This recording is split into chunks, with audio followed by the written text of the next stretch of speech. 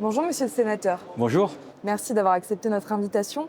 Ça va faire plus d'un an que l'État doit à nouveau prendre en charge le financement des AESH pendant la pause méridienne. Pourtant, dans certains départements, on a vu, il y a eu des manquements. Est-ce que la situation, elle s'est améliorée aujourd'hui? Je l'espère, on n'a pas encore les chiffres pour cette année scolaire. En fin d'année dernière, la ministre Elisabeth Borne nous avait donné le chiffre de environ 70% d'enfants qui avaient été pris en charge sur le temps méridien. 70% des enfants qui devaient l'être ont été pris en charge. Ça veut dire quand même que 30% ne l'étaient pas encore. Ces 30%, c'est environ 6 000 enfants. C'est beaucoup trop et c'était à la fin de l'année. C'est-à-dire que la situation s'était déjà améliorée en cours d'année.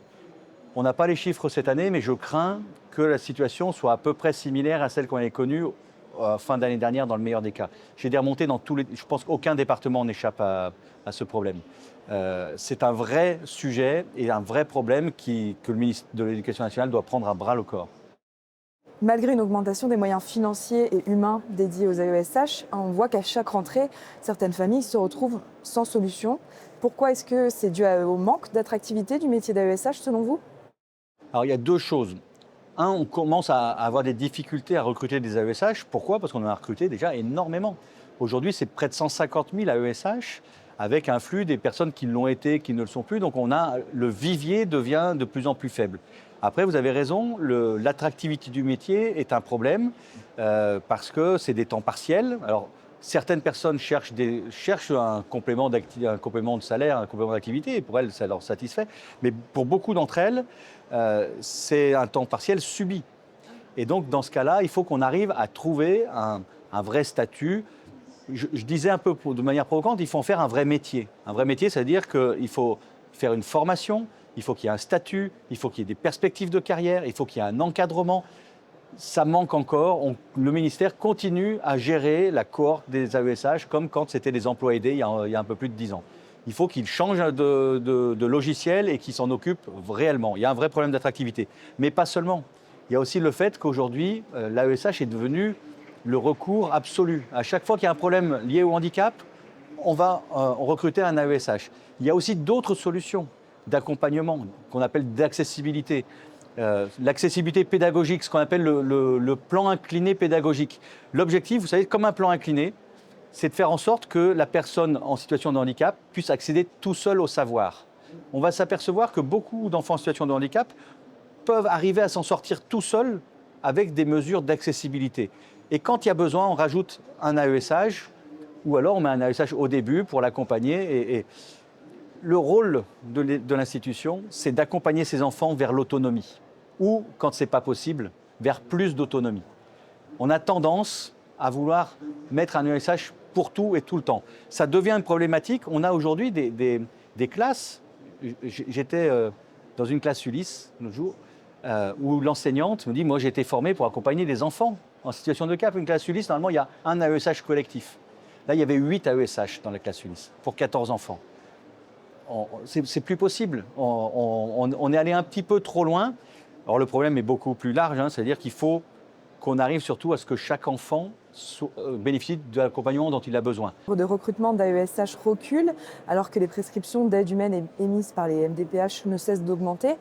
Est-ce un signal inquiétant pour l'école inclusive selon vous?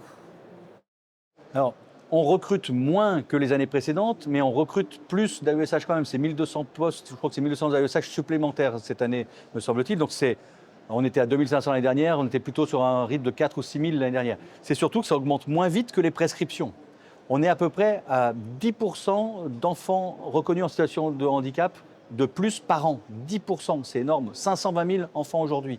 Le ministère, en plus, a choisi de mettre en place un dispositif, aujourd'hui, qu'on appelle les PASS, qui va prendre en charge non seulement les enfants en situation de handicap, mais tous les enfants dits à besoins particuliers. Donc on va augmenter le nombre d'enfants qui vont être pris en charge. Sans que j'ai réussi à obtenir de chiffres pour l'instant. Combien c'est? 800 000, 1 million, on ne sait pas. Mais par contre, en face, les moyens ne sont pas à la hauteur de cette augmentation. C'est pour ça qu'il y a vraiment une urgence, parce que l'adéquation entre les moyens et les besoins n'est plus là. Et donc, si on ne fait pas quelque chose, c'est-à-dire qu'on laisse des enfants sans accompagnement.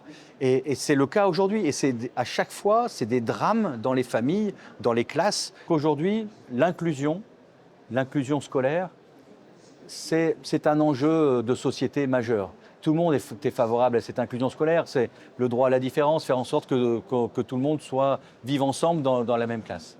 Si on ne met pas le bon accompagnement en face, si on n'a pas le bon suivi en face, on commence à avoir un retournement de gens qui commencent à dire nous, on ne veut plus d'enfants en situation de handicap dans nos classes parce que ça déstabilise le fonctionnement de la classe ou le fonctionnement de l'école. Et on le voit que ça pèse aujourd'hui sur les recrutements, y compris des enseignants. Donc faisons très attention parce que à laisser ces problèmes de côté, on risque de déstabiliser tout le système et on risque de faire l'effet contraire de ce que l'on veut, c'est-à-dire d'une école inclusive où tous les enfants aient leur place, mais une place qui soit adaptée. Il faut mettre un enfant en situation de handicap dans un contexte où lui se sent mal à l'aise, où il n'est pas, pas à sa place, c'est aussi lui faire violence. C'est pas au nom du principe de l'inclusion, c'est aussi lui faire violence. Donc il faut faire très attention. Je pense que le plus important, c'est que chacun ait le droit à l'accompagnement dont il a besoin et qu'on accompagne chacun vers l'autonomie ou plus d'autonomie. C'est ça la clé. N'oublions pas qu'il y a des moyens, effectivement. Mais tout ce que l'on fait, c'est pour ses enfants. Merci beaucoup.